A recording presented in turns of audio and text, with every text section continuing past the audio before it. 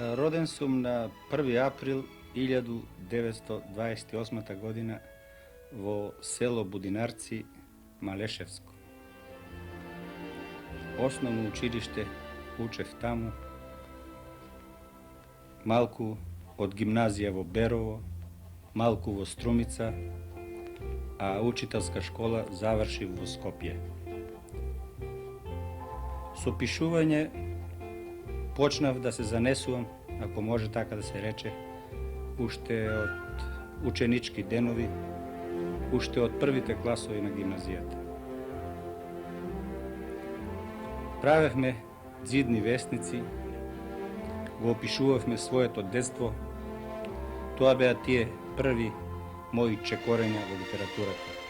Произлегувам од семејство каде што книгата била присутна, иако село и крај зафрлен меѓу планињето, оддалечен од сите патишта.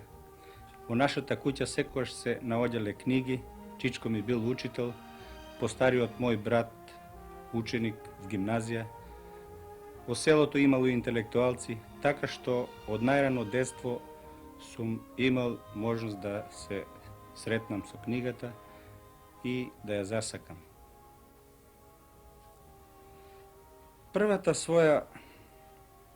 Првиот свој обид, расказ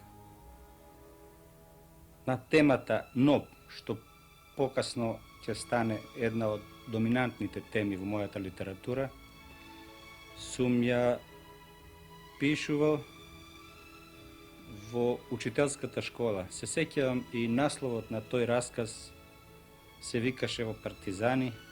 Тој расказ и сум го читал некогаш на некоја приредба во учителската школа.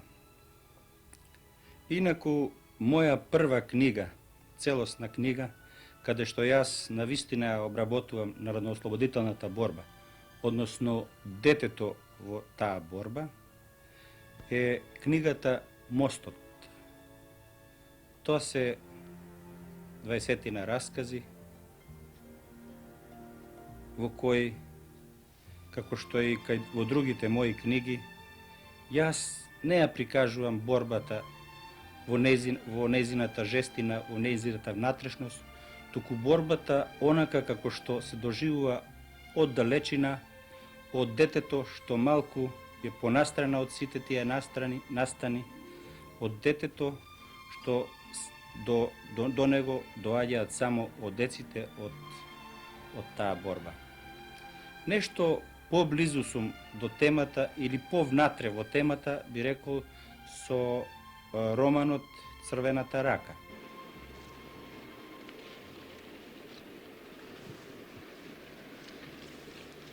Витам бе, за кого ја плетеш коштицава?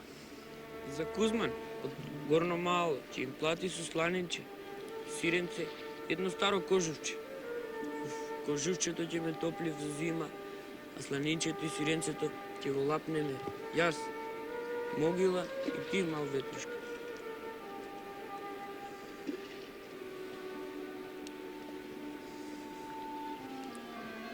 А мене, Витам, кога ќе ми сплетеш врша? На сите и плетеш.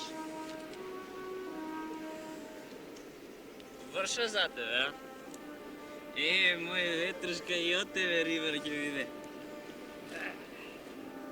Ќе ти исплетам, има време, ветрушка. Ќе ми сплетеш на куково лето.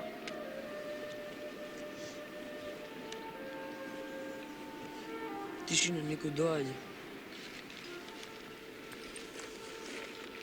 Донеси ли?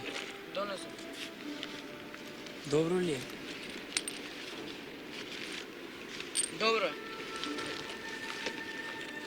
Што ке му се? Што?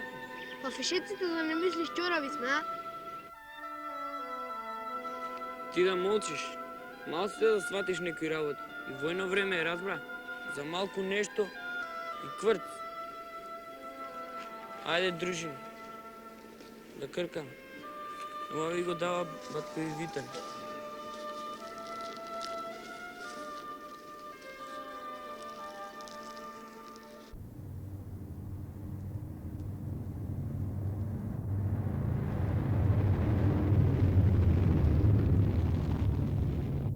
Бојот пак почна. Почна да се бијате во нашиви планини. Така почнува приказната за 4 драги момчиња Витан, Могила, Ветрушка и Даскалот. Така почнува приказната за едно детство од времето на војната. Настанот,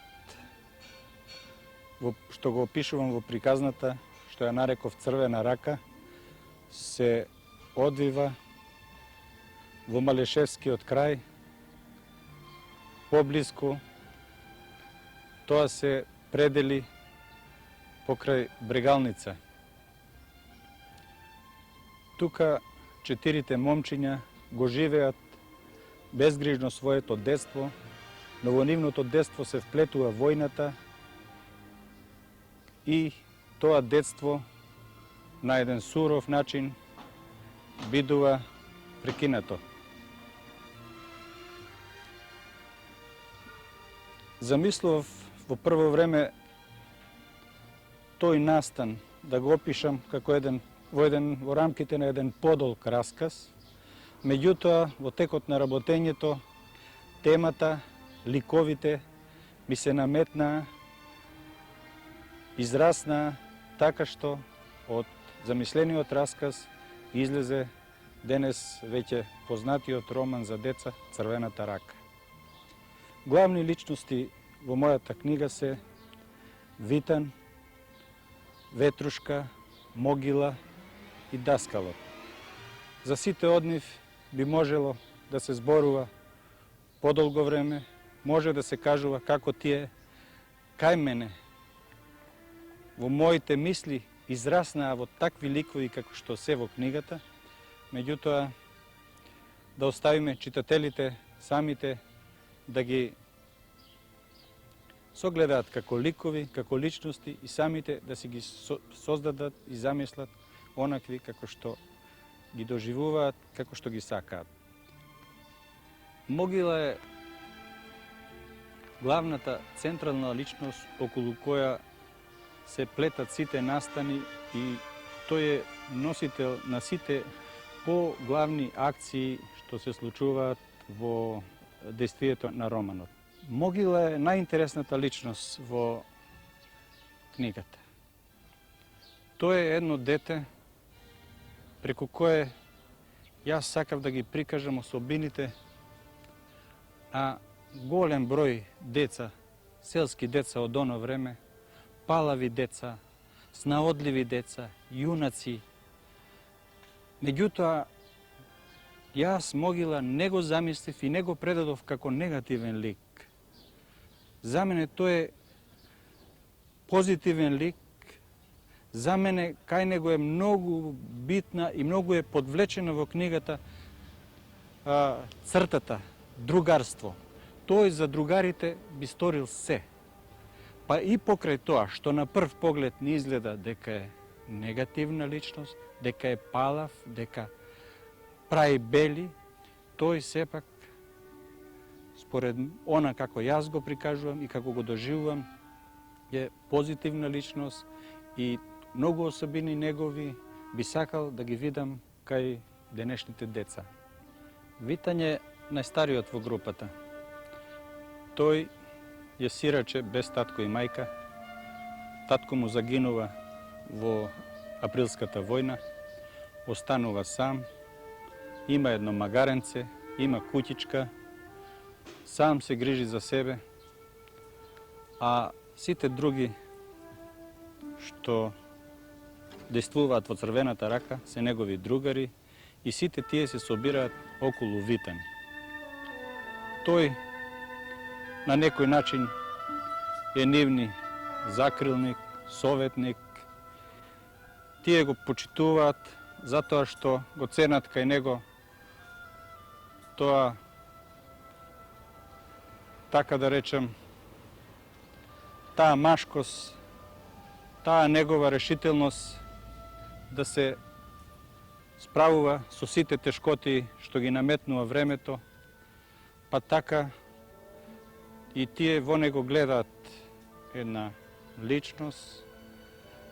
Тие често се инспирираат од него, а тој често умее да ги закочи во некои нивни претерани желби, да ги смири, да не направат нешто што би било непотребно. Даскалот е дете, нешто помладо од Витан, едно од среќните селанчиња што имало можност да учи в школа, да учи в град. Од тука и неговото име, Даскалот, бидејќи во она време, кога се случува дејствието, сите што учеа негде, надвор од селата, беа даскали, учеа за даскали. Така беше времето. Најмалиот во групата Ветрушка е најмал во секој однос. Тој е плашливо дете, тој е дете сиромашно, тој нема свое мислење, за се сака да го чуе мислењето на другите своји другари, секогаш тој последен се искажува за нештата.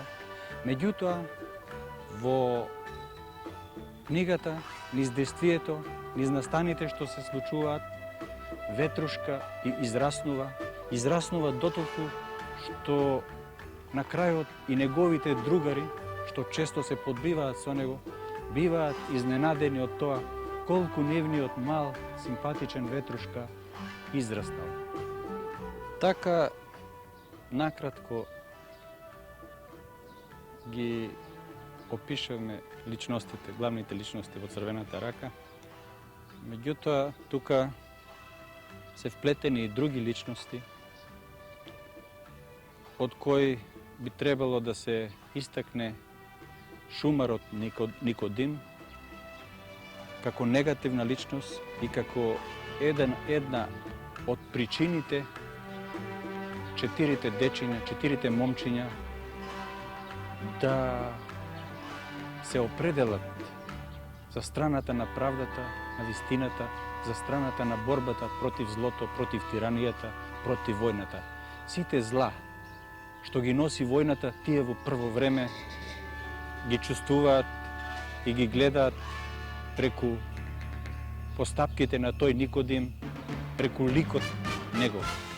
И во почетокот сите нивни настојувања да се одмаздат, сета нивна борба е усмерена против тој Никодим. Тој е реков повод, меѓутоа понатаму тие се надраснуваат себе си, ја согледуваат борбата, се поврзуваат со една друга илегална група во селото, со поголеми луѓе, и тие вистински, свесно се определуваат за борбата и ќе израснат понатаму, кон крајот на книгата, нели, во вистински борци. Град! Кучкин син! Еве го, господин старшија! Еве го проклетникот што ги лепи тие црвени драсканици. Тој е таа црвена рака. Тој се кренал против царот, власта и државата. Полека! Полека! Сте го исплашиле момченцето. Ке си помисли дека ние сме лоши луѓе. Не треба лошо да постапувате со него. Тој и да сгрешил не е свесен за тоа. Сигурно некој друг е виновен што тој е тука. Но тој ќе ни каже се што знае и ние ќе го пуштиме да си оди дома.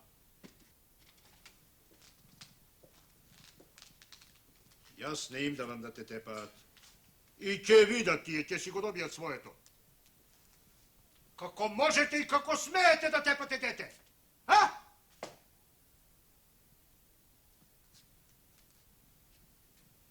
Како ти е името, момченце? Ме викаат Могила. Могила? Ха, чудно име. Навистина чудно. А гладен ли си? Не. Кога ќе огладнеш, мене кажи ми. Какви конзерви имам? Ха-ха, ти уште не си ни сонувал дека има такви. Па Dobro, ljude. Ja si ne znam točno zašto ova dete je tuka. A? Пишува под зидовите, лепи плакати, а може би и краде. Не може би туку краде. Ajde, de. Zar ova dete? Ne verujem. Prosto ne možem da verujem. Не верувате. Мене не ми верувате, господин старшија. Па јас го фатив. На мојата куќа лепеш. А и она кај крчмата. И она на зидот од училиштето. Се е негово масло. Ете, тоа е тој. Znači ti go fati. A? Јас сум и кој? Istina li je? Вистина е. Ne verujem. No ako je istina kako što veliš, тогаш кажи ми, zašto ги лепеш оние плакати? А? За 100 лева, зошто? За 100 лева? Како за 100 лева? Така фино. Ми тупна во раците 100 лева, онакви железни, ми ги тупна и тие плакати, а за 100 лева, и селото ќе го запалам. А кој ти ги даде тие 100 лева? Еден. Како еден? Зар не го познаваш? Не, Не е ли у целото? не, Си го видел ли порано? не, никогаш. И? Што ти рече уште? Ми рече да внимавам кога ќе ги лепам плакатите, а ако ме фатат, никому да не кажувам. Само тоа ли ти го рече? Ми рече и друго, да не го пријавам на полицијата, вам значи, а ако го пријавам, ти ќе ме фатат и ќе ме убијат. А кои се тие луѓе што ќе те убијат? Не знам, некои негови бандити. А каде те најде тој непознатиот? Во Ворбијаците крај реката. А што бараш ти таму? Како и секој ден ја пасев козата. А ти сам ли ги лепиш оние плакати? Само ми како. Подобро само отколку да делам стотката со нех. Лажеш. Немам сметка. Лажеш. Не беше сам, господин старшија. Имаше уште еден со него. Само не можев да го познам. Темно беше. Ти да молчиш? А каде ти е стотката? Покажи ја. Тука е кај мене. Дај покажи ја.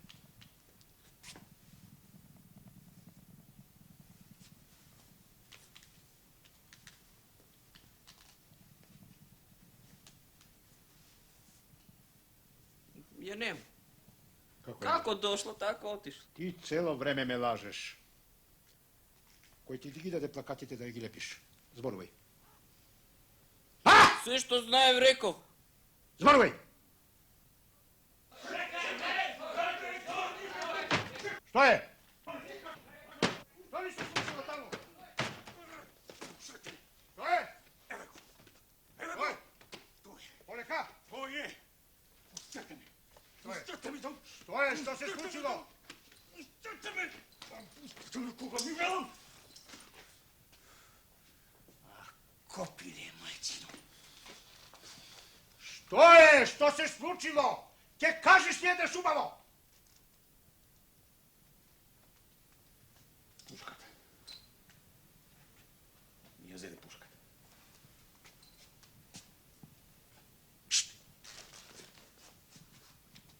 Вистина ли е? Не.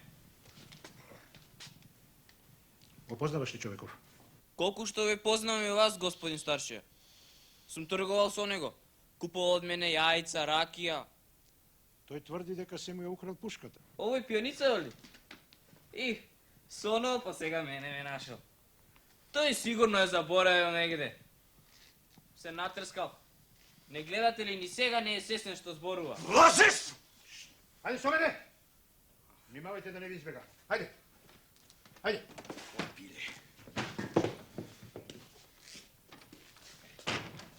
Пушки крадеш, а? Пушки крадеш. Па ќе видиме. Ќе видиме. Ќе те обесам на највисоката сува врба. Срачките да те исколват. Нема да дочекаш. Ја ќе гледам тебе како ќе те колат. Каде е пушката? Немам јас никаква пушка. Каде си ја скри пушката, зборувај! Како можете да верувате дека јас можам да украдам пушка? Со голи раце? Може, може. Јас тврдам. Той ќе ја украде и за 9 брави да е заклучена. Го знам јас него. Тој е роден крадец. Каде е пушката? Не знам јас за никаква пушка, господин Старшија. Зборувај! Зборувај додека можеш да зборуваш! Зборувај! Кренете го! Кренете го додека не сум го згазил! Ќе зборува тој! Ќе зборува, дури и ќе пропее! Не, другарите нема да го остават могила во раците на фашистите. Тие една ноќ ќе инсценираат пожар во селото, ќе ја запалат куќата на шумарот, ќе влезат со група партизани во селото и нивниот могила ќе биде ослободен. Од тука тие сите прегрнати со малата партизанска единица што е влезена в селото заедно со децата за да го ослободи могила, ќе заминат в планина. Тоа е се што се раскажува во книгата. На таков начин тие малите деца што почнаа низ игра да војуваат своја војна, излегуваат в планина и се вклучуваат во вистинската сенародна војна за ослободување на нашиот народ.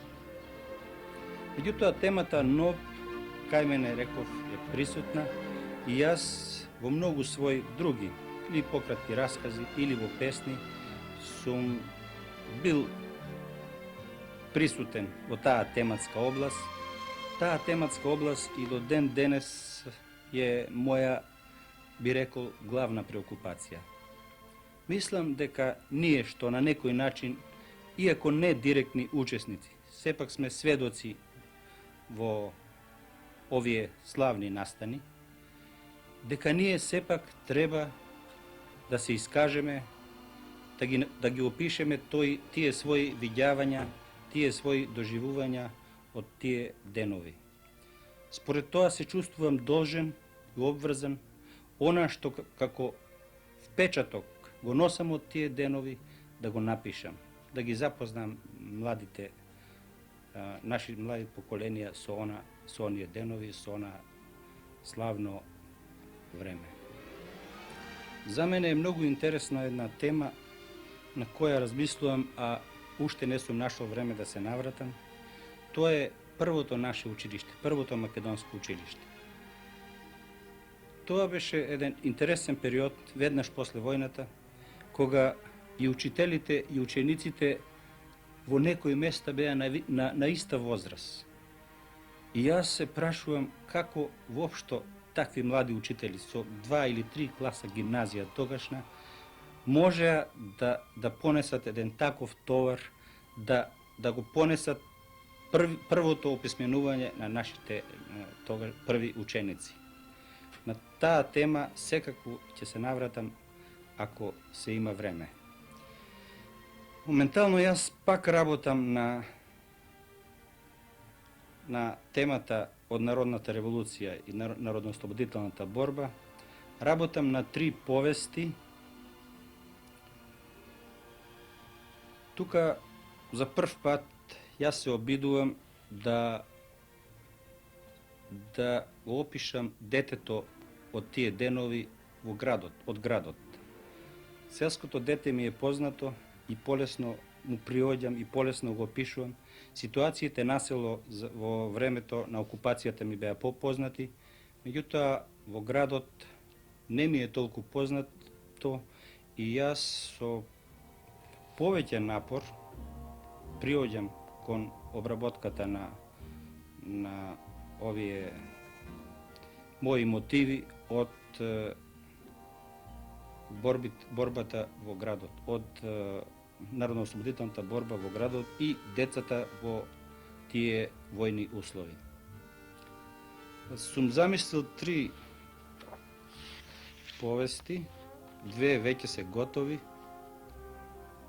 Едната се вика Ноќ со непознатиот, втората Лов, третата Човекот сепак е човек.